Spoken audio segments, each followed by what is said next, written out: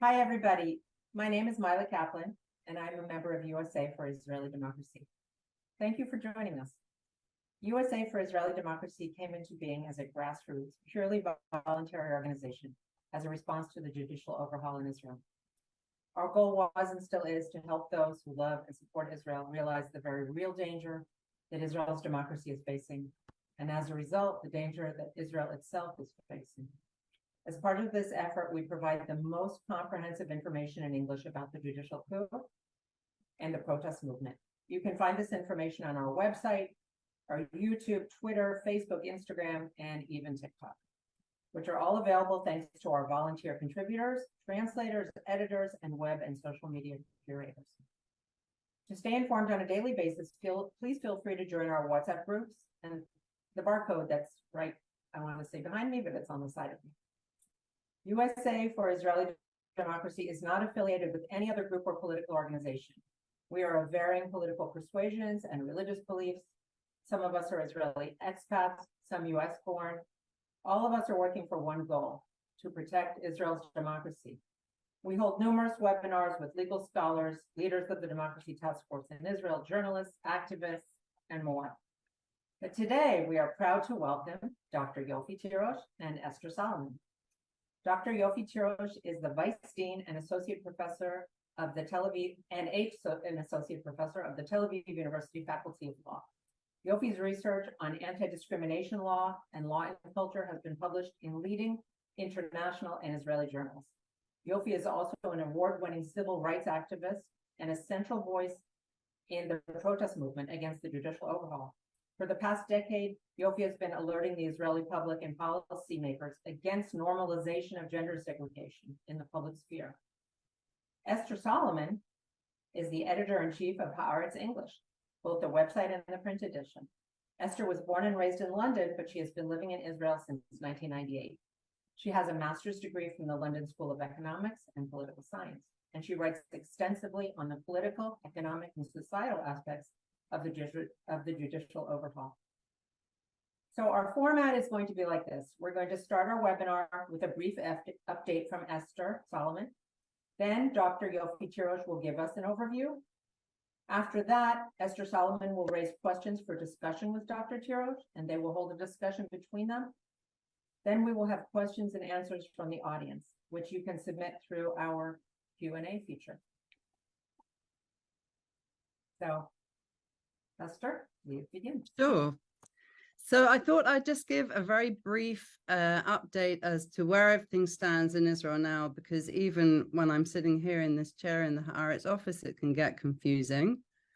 The main events are happening next week. In Israel, tensions are certainly rising ahead of what is going to be a fateful week next week. On Tuesday, the Israeli Supreme Court will hear a range of petitions against the very first law passed on July the 24th in the Netanyahu government's program to disembowel Israel's judiciary and democracy.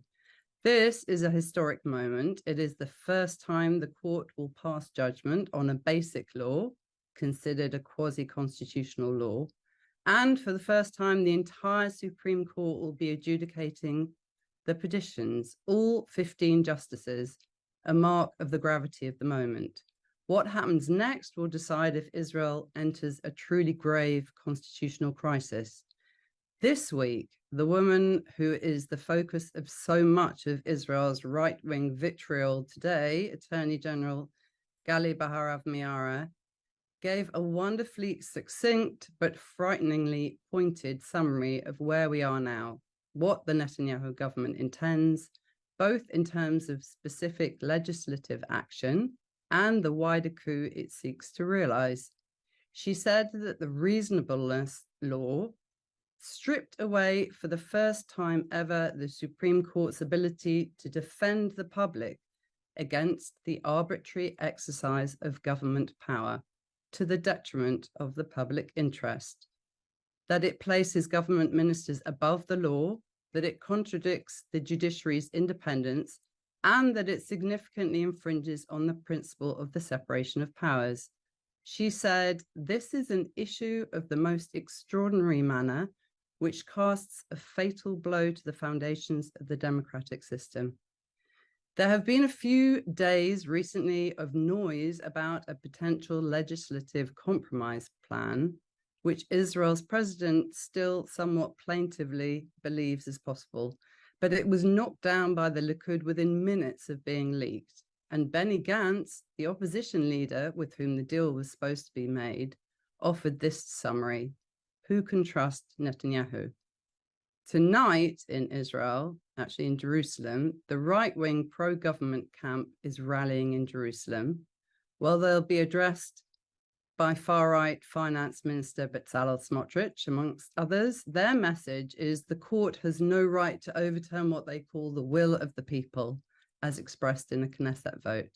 On Monday evening, the night before the Supreme Court will be holding its hearings, the pro-democracy movement is organizing a rally in support of the court in favor of the cancellation of the reasonableness amendment and to commit to the rule of law in Israel. And this is the key point where we're at. Will this government abide by a potential court decision to cancel the law? What should appall every person, I believe, who cares about Israel is the accelerating chorus of voices within the government threatening the Supreme Court and declaring they will not be bound by the rule of law, declaring that the Netanyahu government is basically willing to govern illegally. Yesterday, the Speaker of the Knesset from the Likud joined in this chorus, warning that the Knesset warned the Supreme Court that the Knesset would not be trampled, in his words, and continued, I suggest to the court and its judges, know the limits of your power.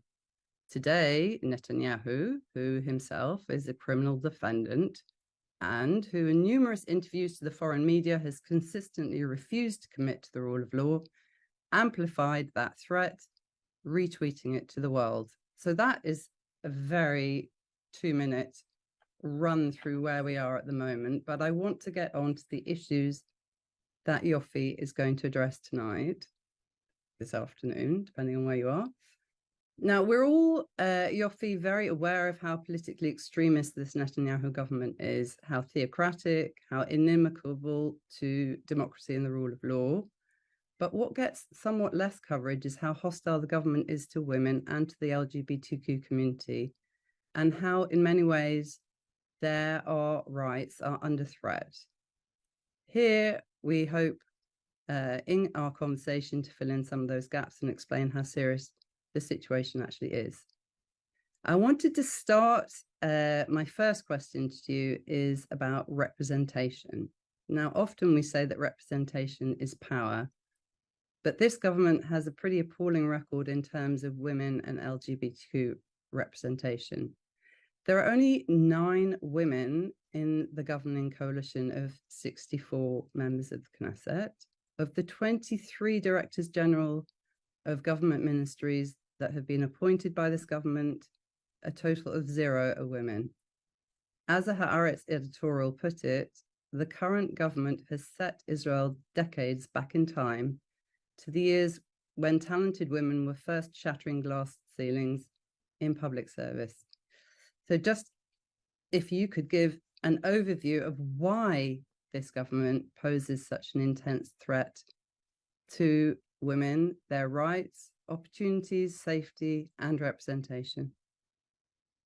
Thank you very much, Esther, and thanks everyone for joining us. It's very moving and empowering to feel the interest and the support of Friends of Israel from across the ocean. I have to say I'm very proud in the activities of the North American protest. So thank you for learning, for keeping track. And let me begin. So just as you hinted, Esther, and everybody that knows Israel knows this, Israel has been founded and kind of taken itself seriously on the idea of sex equality.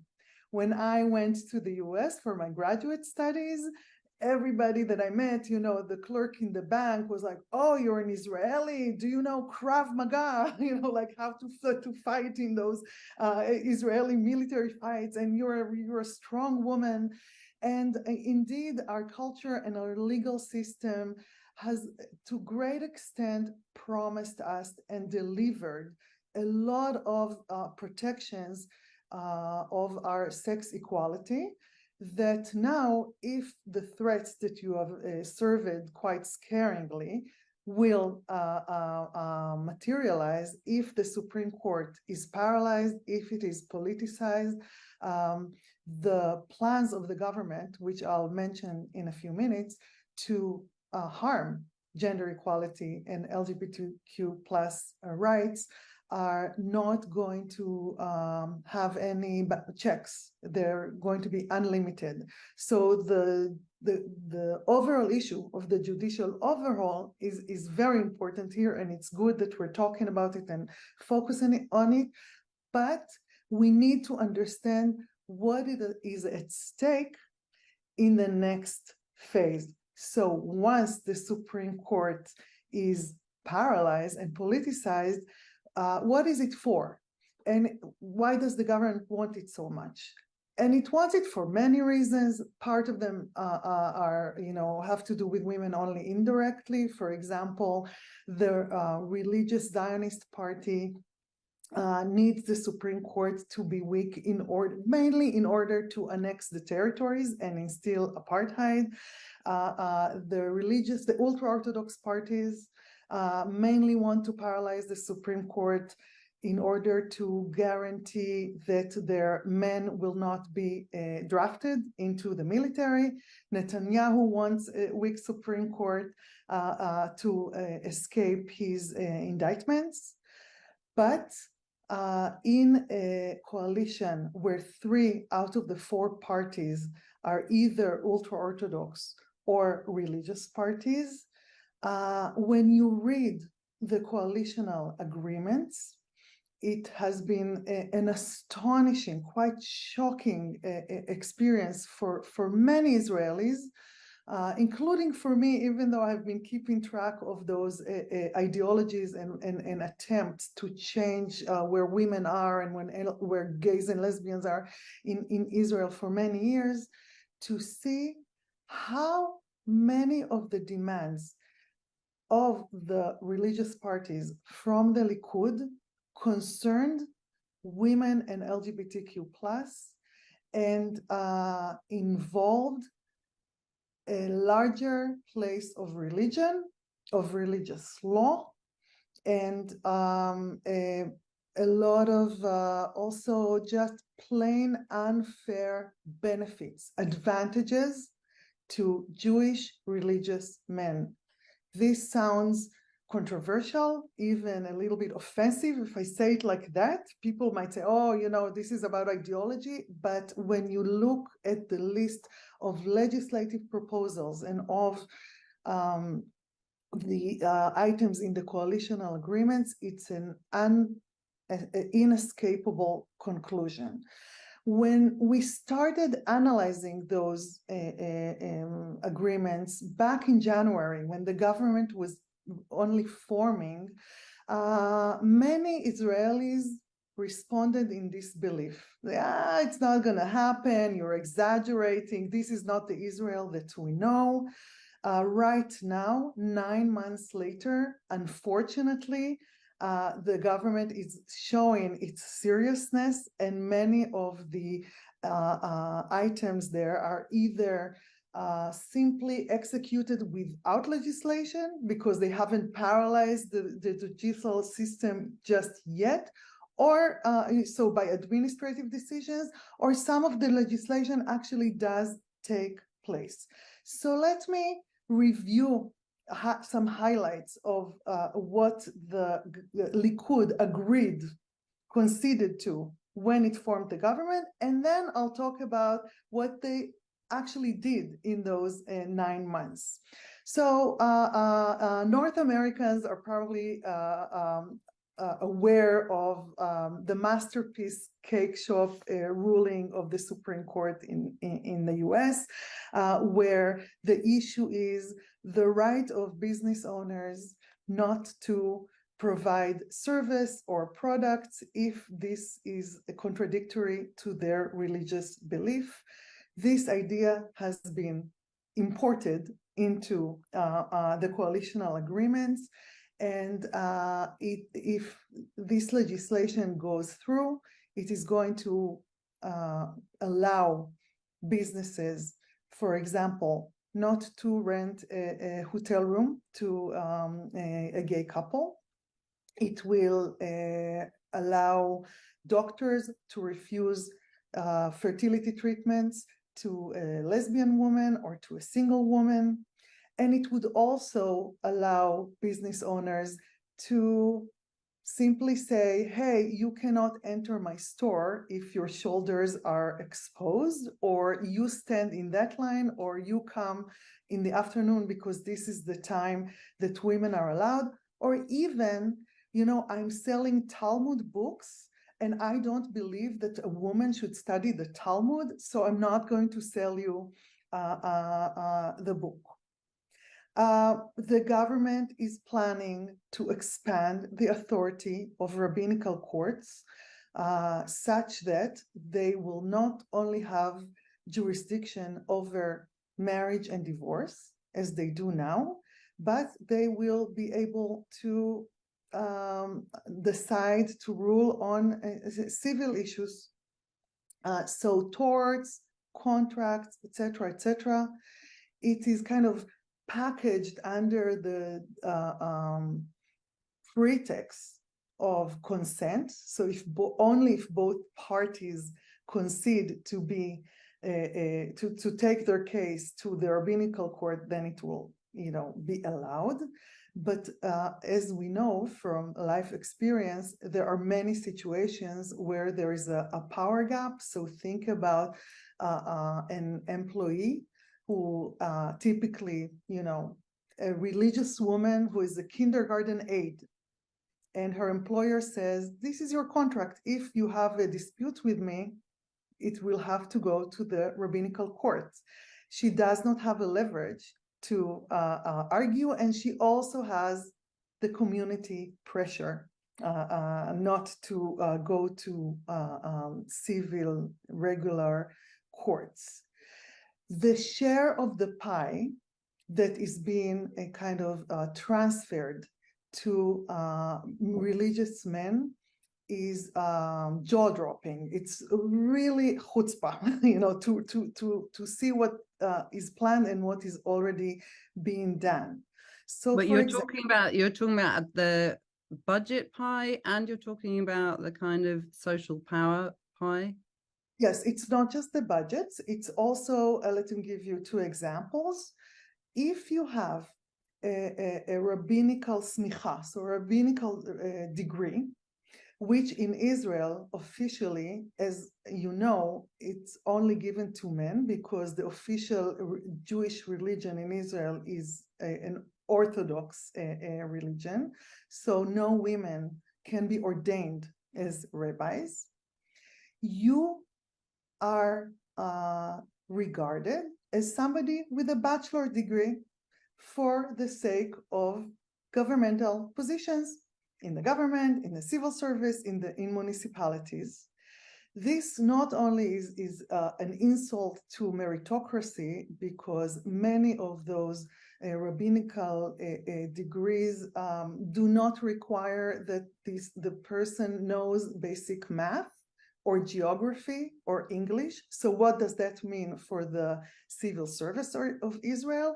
But it also means that no women have ability to enjoy this advantage, and of course no openly gay people or single parents or even single fathers, etc., etc.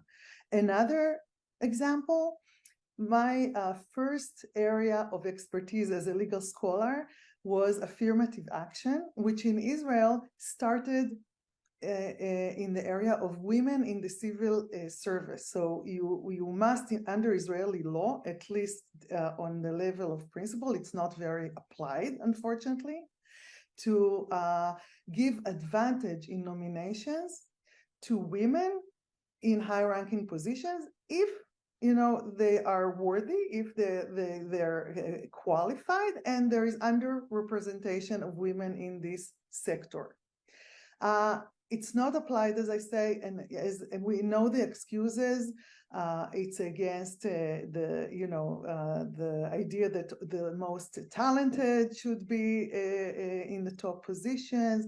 Give it time. It's going to happen, etc., etc. Now, what's on the table is that there will be affirmative action to the ultra-Orthodox in the civil service, which is important because the civil service needs diversity, okay? And it needs also ultra-Orthodox, but they're talking about the first 5 years, there will be quotas of twice the share of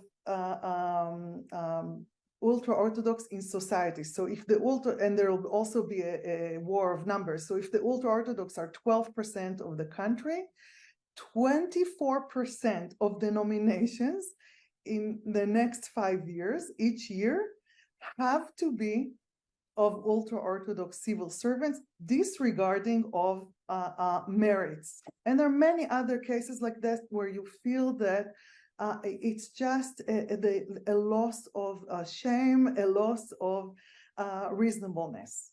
Another area that is near and dear to my heart, because this has been kind of my focus as a researcher and as an activist, is sex segregation in the public sphere of Israel. We have had a kind of slowly expanding contexts in which women and men function separately, for example, in buses or in academic studies for the ultra-Orthodox or in professional training. Before this government, these concessions to allow sex segregation were done with a lot of reservation. It was kind of a necessary evil. But today, it's morphing into a intrinsic good, into a right.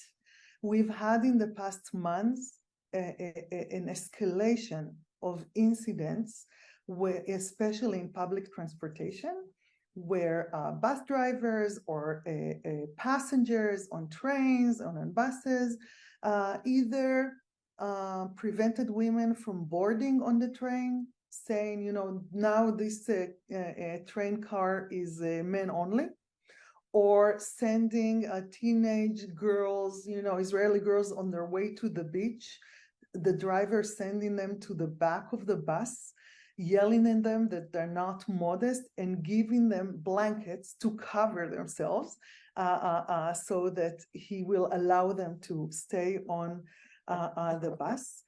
But these are not just incidents, it's messages from the top. We have a legislative proposal that says that if women are quote unquote immodest in the Western Wall, they will be thrown to jail for up to 10 years or pay a fine. The public uproar against this law was so huge that Netanyahu kind of got scared after a few hours, and he said, no, not now, we're drawing it, but it's there. Nobody withdrew the legislative proposal. And as you said, Esther, it's when you look at what the government is doing and not just what's going on in the agreements, it's not an Israel that I can recognize. So you mentioned the minuscule number of women in the coalition. We have a single woman out of the 32 governmental ministries that survived this government as a CEO. The one agency that was professional and worried about gender equality was shut down and kind of grabbed politically to give another unfeminist woman a role in the ministry. Anti-feminist, I would say. Yeah, anti-feminist, exactly. And you have those really ridiculous images just to give the audience the climate that we live in. So earlier this week, the labor minister is an ultra-Orthodox Shas minister from the Sephardic Haredi party, arrived in a conference of the innovation agency on integrating women into high tech. Okay. Now, he's in a party that does not allow women to be members of the party and to be elected. And his entire entourage, like the entire government, including Netanyahu's circle, of staff members, was all male, all Haredi men. And this is how he comes to a conference on integrating women into high tech, and we see those things again and again. I want to also say that they don't leave a stone unturned. So symbolically, people who speak a little bit of Hebrew know that it's even more meticulous and particular about distinctions in pronouns and in objects about sex. Everything is either male or female. So the Civil Service Commissioner announced a couple of months ago that from now on, the job postings for the civil service positions are going to be in the male pronoun only. He said it's for convenience, right? Another legislative proposal is going to ban forms official forms, governmental forms in which you need to indicate the name of the mother or the father. In recent years, there has been a reform to accommodate LGBTQ plus families, where instead of writing mother and father, it says parent number 1 and parent number 2. The proposal is to ban this kind of forms. So we're talking about a traditional, quote unquote, family values, conservative family. And it's even when you look at laws that have to do with other issues like security. So there is a list of legislative proposals that talk about how to punish terrorists or people that are, convicted in or even suspect in being terrorists. And unlike anything before in Israel, in terms of principle of Israeli law that talks about personal responsibility, the laws on the table will allow to punish collectively the entire family members of the terrorists, deny them their pension, fire them from the civil service, expel them to another country, etc., etc. And you really see this kind of imagination of there is one kind of family. It's an authoritative family where the man is in the top and he has control everybody around him. And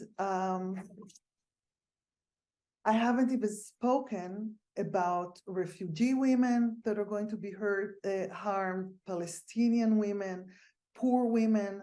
The Minister of Treasury, Smotrich, is a disciple of the Kohelet Forum, which kudos to you in the US for effectively delegitimizing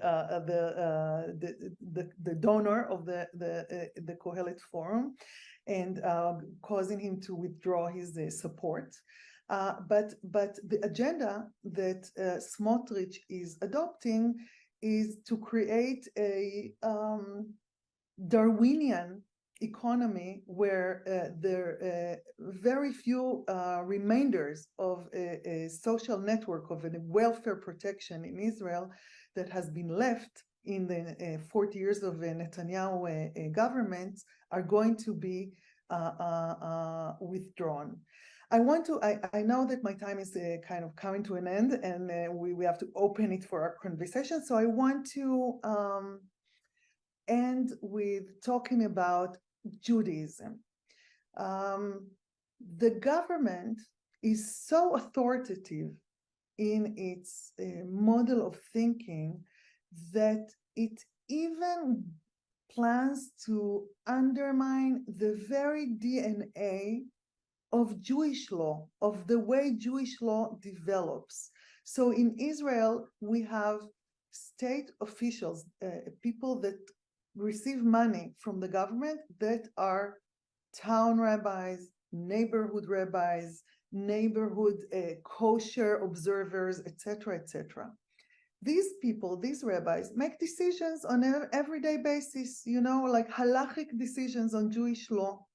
The government is planning, it's a law that is already being drafted, to deny their autonomy and have the chief rabbinate be like the Pope in Catholicism and dictate to them what is Jewish law. Now, if a rabbi in Tel Aviv allows a couple to do something that's a little bit untraditional, but it's still not forbidden by halacha. For example, that after the man puts a ring to his new wife, under the chuppah, the woman will also put a ring for the man. He is now going to be subject to fire, to being fired because he's too progressive. And I want to end with a quote from a Rabbanit, from a religious woman who is a scholar. Her name is Avital Cohen-Brenner, and there is a wonderful speech that she gave a few months ago. One of the amazing things that's happening in this protest is that people are partaking in ways that are unprecedented, and people give speeches to their communities. We have huge Hyde Parks and new voices. So what she said was how democracy for her as a religious woman is important. And one of her sentences from her speech is, "Oy for us if we come to a point where democracy has to protect us from Judaism. That a Jewish and democratic state means that we need democracy because of Judaism that hates strangers and segregates women." Wow, that's a very, very strong quote indeed, especially from someone who's so, engaged with and committed to Jewish community and practice. It was very interesting what you're saying about the fact that there is such a wide spectrum of laws, both proposed and in the works, but also the fact that a government that has such clear messaging to the public also has, I think, a pretty obvious direct effect on how people behave in the public sphere as well. This is not just a question of the atmosphere changing because of a law passing. The atmosphere is changing because that message is going out, and it's going out pretty loud and clear. And it doesn't take much to intimidate populations that, are generally more vulnerable or concerned about, whether someone else is going to stand up for them. So I just want to turn the conversation now to the LGBTQ community. The Likud really does love to parade the fact that the first openly gay Likud MK, they nominated him, and he's now the Speaker of the Knesset, Amir Ohana. But on the other hand, just as these incidents of girls and women being sent to the back of the bus are increasing, so are hate crimes against the LGBTQ community. And no matter how proud the Likud might be of the Speaker of the Knesset, Netanyahu chose to include basically what is a one-man hate LGBTQ hate machine in his initial coalition. That's Avi Maoz. And although Maoz left and now he's come back again, he's been given charge of what's being called the Jewish Identity Authority, which is one of these rather Orwellian sounding government commissions. And he has quite a significant budget as the independent supervisor of what Israeli schools teach, what curricula they use in their schools. The religious authority, the rabbi behind Maoz's party, declared recently that it was time to wage war on the LGBTQ community. And, you know, I could give 1,000 examples, but an ultra-Orthodox MK said just in June that homosexuality was more dangerous a threat to Israel than ISIS, Hezbollah, or Hamas. I mean, you can't really, in terms of the Israeli political discourse, you can't really get more extreme than that. Now, do you think that Israel is likely to follow the playbook in terms of the LGBTQ community that we've seen in Hungary, Russia, and Turkey, which have all also adopted these so-called family-centered ideologies or policies? And what are the dangers that the LGBTQ community faces in Israel right now? So as you mentioned, Amir Ohana, the chairman of the Knesset, is the first openly gay Likudnik, but he's also, as you mentioned in your beginning of your, this evening, gave a speech against the authority of the Supreme Court to strike down basic laws, which is astonishing given that he lives with a partner and he has children from surrogacy, and it's the Israeli Supreme Court that protected his rights to do so. And many of us kind of responded to him asking, really? If the Knesset legislates a basic law that denies your right to live with your same-sex partner or to have the kids, it's also going to be something that you'll support, that the Israeli Supreme Court cannot strike down such a profoundly discriminatory law. And of course, we didn't get an answer. It's all kind of short-term political goals that you feel have to do with the ad hoc considerations of keeping the coalition together and helping Netanyahu survive and escape his trial. As you mentioned, Esti, Avi Maoz is really in a way an equivalent of DeSantis, of the laws that we've seen in Florida, the kind of quote-unquote don't say gay laws, censorship. That's his plan, to censor library books, to monitor content. There is a law like that. There is a drafted law that says that you cannot teach about gender equality or sexual orientation in schools. I mentioned before the changing public atmosphere against women in terms of their dress. There is also on the ground an increase in violent incidents against openly gay and trans people. The government is going to undo and freeze insurance coverage for transition, for medical treatment for people in a transition of gender. And I'll tell you what I think. You asked me what's going to happen.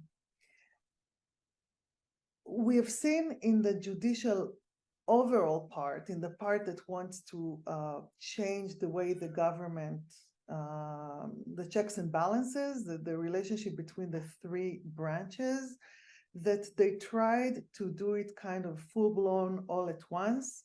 And the Israelis said, no, stop. And then they moved to the incremental system, what we call in Israel the salami system, bit by bit. But they haven't quite realized that they also need to move to the bit by bit way on other issues. And that is my hope. They haven't curbed their policies on anti-LGBTQ plus issues. They are not going to be more kind of to camouflage their intentions. I think many of them just don't get it. They so don't live in the liberal culture, in the atmosphere, that they don't get that when they say those anti-gay things or those misogynistic expressions, they are igniting the protest much more than when they talk about the unreasonable clause or about the nomination committee for judges. And if you ask me what's going to happen, I think these two issues, LGBTQ plus rights and women's equality, are so ingrained in how the majority of Israelis see themselves. And when I say the majority of Israelis, I also mean Likudniks, and I also mean part of the what's called religious Zionists. There has been a trope in Israeli discourse of the gay nephew. So you are a traditional, let's say, Sephardic, Mizrahi family, a Likudnik family, and with your spirit, you are tolerant. And you don't want to live in a country where your gay nephew has a tough life. And you certainly don't want to live in a country where your wife doesn't get equal opportunity in the workplace or is openly discriminated in her wages, or when your daughter looks up and she doesn't see a prospect for herself except for being a good mother and wife. So these issues, I feel, paradoxically, are a wonderful fuel or wind in the sails of the protest, and it's hard for me to believe that these areas of legislation and of reforms are going to kind of pass muster quietly. Well, I join with your hope, definitely, although I've lost some faith in the future turning out quite as we want it to do. But I definitely agree with you that because these issues are about people's own lives, you know, their families, their friends, and their colleagues. And there's really nothing more powerful than seeing how something is going to impact the people closest to you. This is just the most basic kind of political consciousness building. You can talk to someone about the reasonableness clause for an hour and they will understand what you were saying, but it won't feel directly that it's going to threaten the people that they care about the most. And these kinds of things clearly do. So I agree with you. It definitely is an important fuel for the protests, although these two issues have not taken such a central role in the protest, the pro-democracy protest discourse, certainly as much as some other issues have. There are feminist organizations that are very present at protests. The Bonot Alternativa, Building an Alternative, the women who wear the costumes of The Handmaid's Tale. There are many, many rainbow flags at every pro-democracy protest. But the specific issues, I feel sometimes kind of struggle to be addressed full on as being as important as X, Y, and Z. Now, why do you think there hasn't been as much emphasis on them? What does it tell us about what's going on inside the protest movement? You're absolutely right. And it's been a source of frustration for me along the way many, many times. In the months after the attempt to fire the defense minister, Gallant, you remember there was a few kind of long weeks where there were negotiations under the auspices of President Herzog. And there was occasionally a new kind of magic pill in terms of a mitveh, it's called in Hebrew, an outline. You know, somebody kind of gave a magic formula. This is how we're going to compromise. The ultra-Orthodox will get a waiver of the draft, but the right wing will get a change in the nomination committee of judges. But, you know, there'll be a basic law of equality. There was all kinds of formulas. What was astonishing for me is that each and every team that proposed those formulas was 100% male. This ex-general, this law professor, this politician, you know, this journalist, they were all coming together as groups, and all the names of those kind of outlines were after men. And worse than that, the leaks that we did get in the many long weeks of the conversations from the president's home were that the one thing that the representatives of the opposition are willing to compromise on is the balance between religion and civil law, which mainly translates to the rights of women and of LGBTQ+. So it is the liberals that are mistaken here by thinking that there are more important things than where how the family will look like, how personal freedom will look like. You know, how society is designed by gender. This is the linchpin. You know, it organizes everything, what the workplace will look like, what the economy will be like, education, everything. And the mistake is that they're thinking, okay, wait, we'll get to that. Let's first solve the big issues, security, the statute of the Supreme Court, etc., etc. And it's an oversight. So they did give a few kind of moments of recognition. So 3 or 4 weeks ago, when those escalation in incidents about modesty kind of came to a peak, the entire lineup of speakers in the Kaplan main demonstration were women, which was wonderful and uplifting. But you see that it's not, it's not a constant, and the hierarchy that I'm talking about what matters, even your newspaper, which is my newspaper, and if you ask me, it's the only newspaper there is in Israel, a real newspaper. You're too kind. No, I'm serious in terms of the coverage, the ethics, the seriousness. But sometime I think it was way back in March, it issued a scary cover on the Haaretz Friday magazine, and it said, "These are the laws," and it listed a long list of very, very scary laws that are planned. There was not a single mention of women's, the laws that will harm women.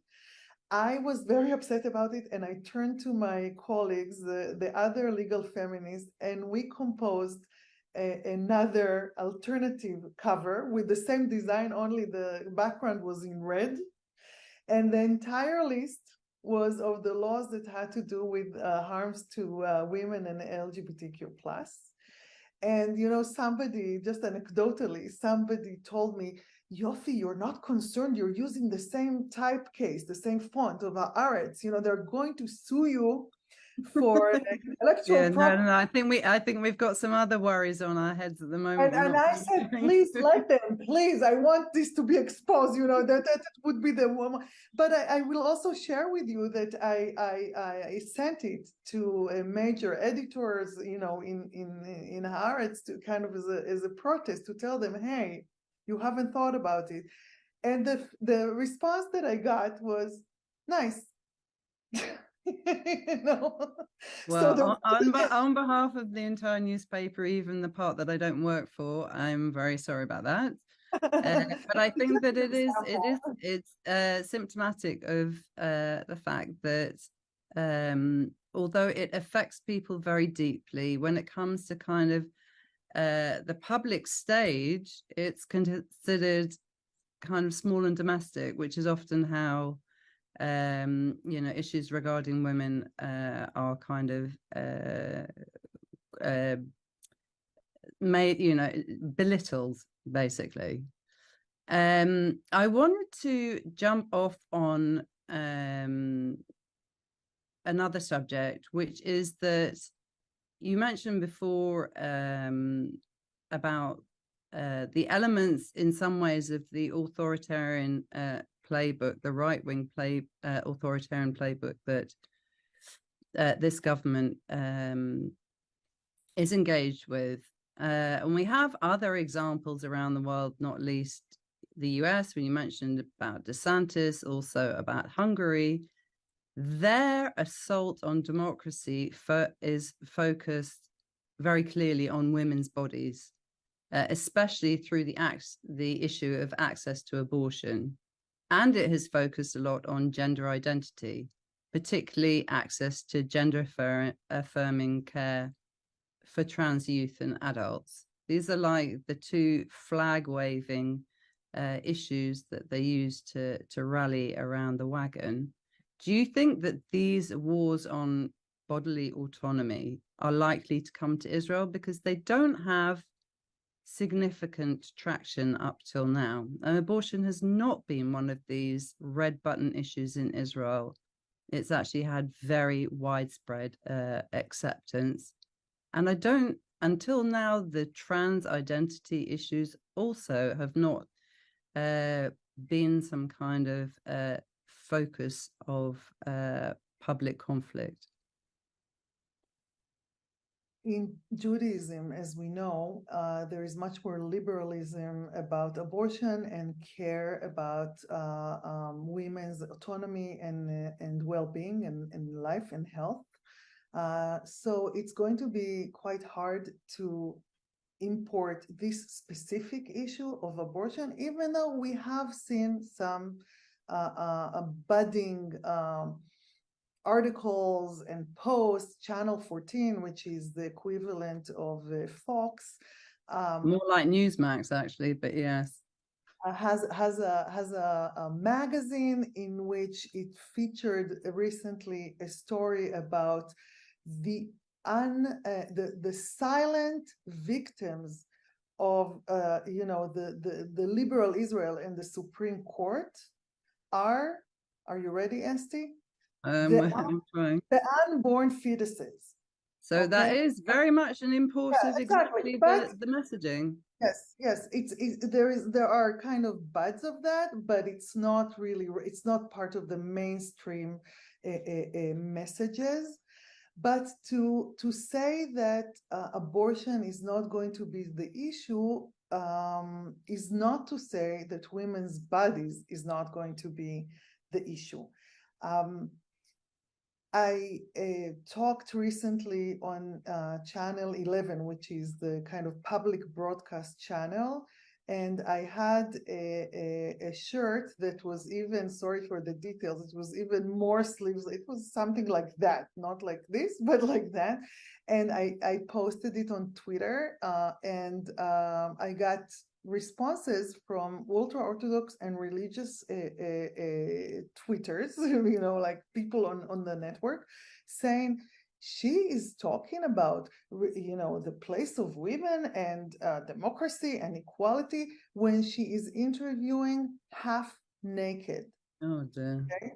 So this is the new standard for Israeli women, and that, as we all know, like monitoring how you dress is a very, very effective way to influence how you experience yourself in the world, how you express yourself, etc., etc. It's not just that, it's also about for other directions of bodily autonomy. So one of the things that the government has already done, and I haven't mentioned before, is to freeze every reform that was underway that was supposed to protect women in domestic violence, in sexual violence. Israel was supposed to join the Istanbul Convention, which gives the country kind of all kinds of tools to protect against domestic violence. There was a law on electronic bracelet that prevents men with restraining orders to come near their ex-partners that they threaten. The law did pass, but in a very, very narrowed sense. Ben Gvir is the chief of police, is giving, not the minister of police, is giving guns liberally to everyone, saying that it's about self-protection, Jews protecting themselves against Arabs, but we know statistically that it's going to simply leave more dead women, because when there's a gun in the house, the violence is much more lethal. And let me give you another kind of it sounds curious, but it's for ultra-Orthodox women, it's a major issue. Another detail. So by the rabbis in the ultra-Orthodox committee, it's taboo to have a smartphone, to use a smartphone. You have to use a kosher phone, which is a Nokia that only, is able to take conversations. In those phones, there are numbers that are blocked. The numbers that are blocked are not only numbers of quote unquote immodest issues like ordering is not the right word, but calling a call girl, for example, or erotic conversations or non-kosher restaurants. It's also blocking hotlines of every kind. So you cannot call the rape crisis center, and you cannot call when you're suicidal and you need mental help. The previous government opened the usage of smartphones to the ultra-Orthodox community in a way that does not mark their number. The kosher phones their numbers are distinct, and the previous government said, now you will be able to call from a smartphone, and they won't know. Your community will not know it's a smartphone. They'll think it's either a smartphone or a kosher phone.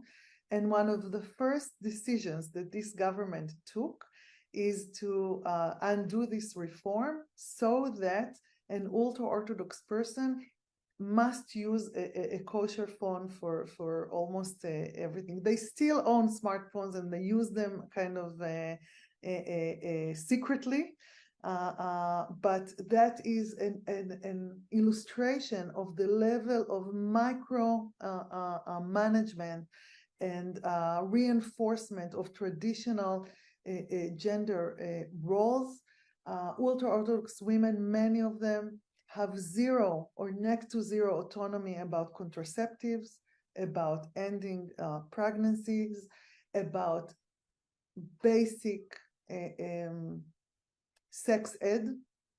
They don't know, and they can be mothers of 6 or 7 children, and I'm saying it with great caution, okay, and with pain. I don't mean to be Orientalist. I don't mean to look down Otherwise, or talk about them as like living in false consciousness. But when you live in a society where you cannot take part in the leadership, in the political leadership, in the religious, spiritual leadership, and for every decision about your fertility, you have to go to the rabbi. That means you're very challenged in terms of how to write your own life story. And if Smotrich has it his way, these kinds of policies are going to apply to you and to me as well.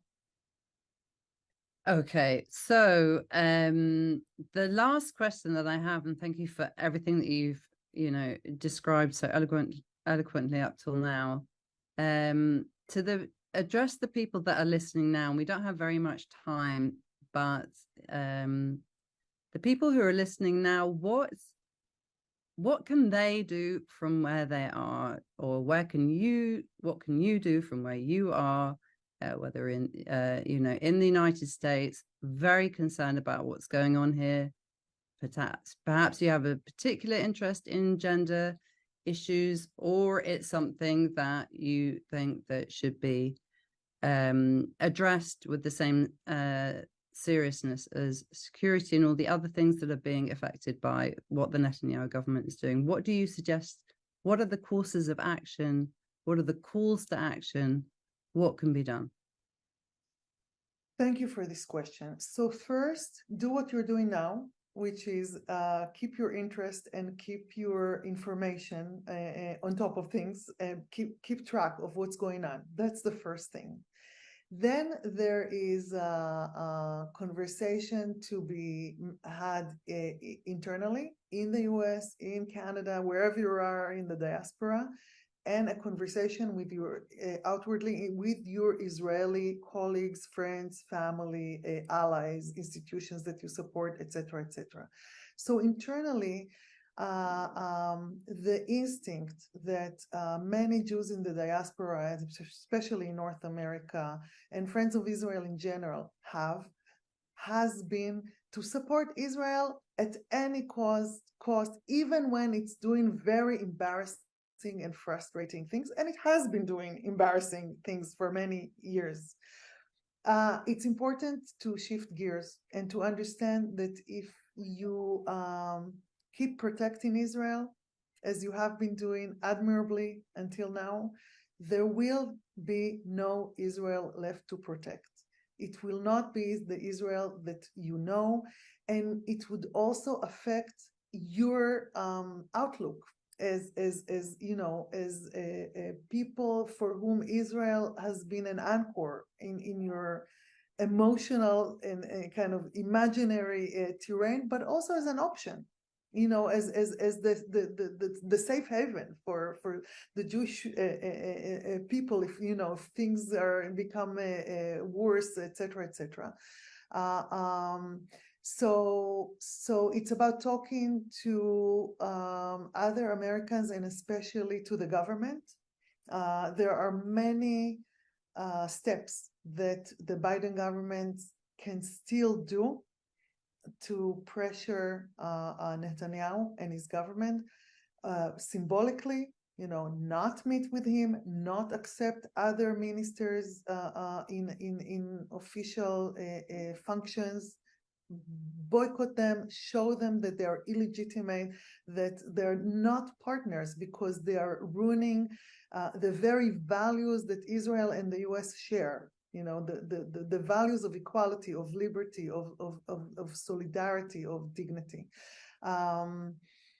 There's also financial steps that can be and sanctions that can be applied. There is a lot to do.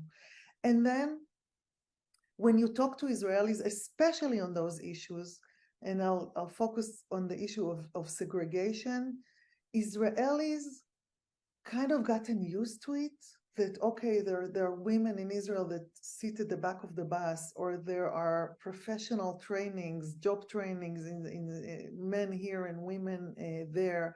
And it's often when I talk to people outside of Israel and I describe those things to them, that I see the shock and dismay in their on their face, that I say to myself, okay, I'm not the crazy one. The reality is the crazy reality. They are shocked like I'm shocked, but most Israelis are kind of got used to it. So when you let's say contribute to Magen David Adom, the life-saving services in Israel. I know many friends of Israel contribute to them. Why won't you ask them how come they are now doing their training for lifeguards separately for men and for women? What's that about? And of course, it goes on to women not training the men, and men not training the women, and women not going to shifts in ambulances with men in the same ambulance in the same shift. Ask colleges that segregate between men and women. You know, why should I give you my money if you monitor students' modesty, as some colleges in Israel do? Pose those questions, raise those conversations, share your concerns with your Israeli friends. And finally, you know, luckily Americans know how to express their support with the means that they have. So there are organizations that need this support to promote sex equality. A good, you know, kind of proxy. I'm not going to name all of them, and I'm happy to share how you can contribute to the struggle in sex segregation specifically, which is my kind of issue. But the organizations that the New Israel Fund supports are, you know, you get a guarantee that they're kind of quality proven, and they're doing a really effective work. So yeah, these are the ways. Keep track. Talk to the American government, talk to your Israeli partners on all your capacities, and use your financial means to help as much as you can. Fantastic. I think that really is a very, very good summary of all the things that people can do. And thank you for your you know, dive into what is not only a top-down assault on women's rights and LGBTQ rights, but also this creeping normalization of inequality and discrimination. Thank you very much, Yofi. Thank you. Thank you both so much. Thank you, Yofi. Thank you, Esther. This was such an informative and interesting webinar. We're already getting great feedback about it. There will be a recording available for people who weren't able to participate, or for people who were and would like to hear it again. Thank you so much. Thank you. Bye. Thank you. Shalom. Bye-bye.